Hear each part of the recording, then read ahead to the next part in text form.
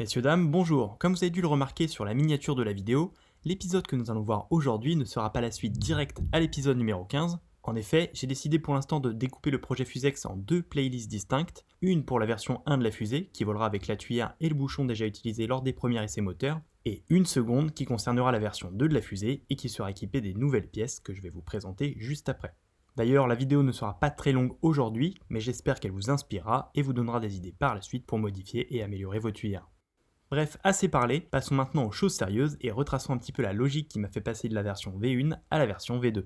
En fait, comme vous avez pu le constater dans l'épisode numéro 12, et ce malgré le fait d'avoir réduit drastiquement la quantité de propergol utilisée, eh bien la pression de la chambre de combustion est restée très élevée, ce qui entraîna une forte vitesse de combustion, donc un temps de fonctionnement très court, avec d'autant plus de pression sous la forme d'un pic. Bilan à cela, nous ne pourrons pas charger davantage de propergol que ce qui a été testé, on est déjà au max, il va falloir trouver une autre solution. Nous allons travailler sur deux axes majeurs, un en proposant une nouvelle tuyère, ce que nous allons voir ici, et deux en essayant d'améliorer la qualité des blocs de propergol en les rendant le plus denses et solides possible. Mais ça, on verra plus tard à travers d'autres vidéos. Pour l'heure, concentrons-nous tout d'abord sur la nouvelle tuyère. Donc le but ici va être de pouvoir augmenter la quantité de propergol embarqué pour aller plus haut tout en réduisant la pression moyenne dans le moteur lors des prochains essais. Du coup, cela nécessite donc d'augmenter pas mal le diamètre du col, ce qui fait que j'ai choisi 35 au lieu des 20 précédents, et je ne pourrais pas aller au-delà. En effet, deux facteurs me freinent pour pouvoir l'augmenter davantage.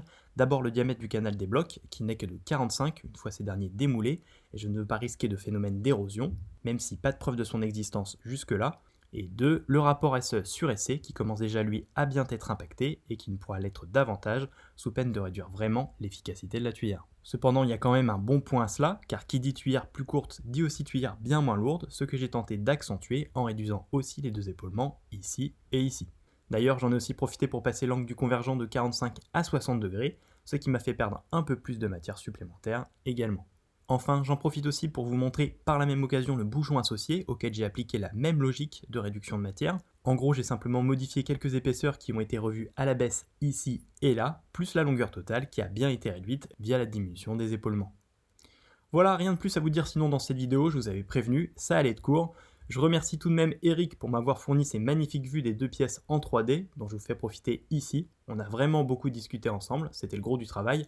Et merci à tous, notamment à ceux qui m'ont aidé sur Tipeee et qui ont participé au cours. A très bientôt donc pour d'autres vidéos, soyez prudents et restez confinés.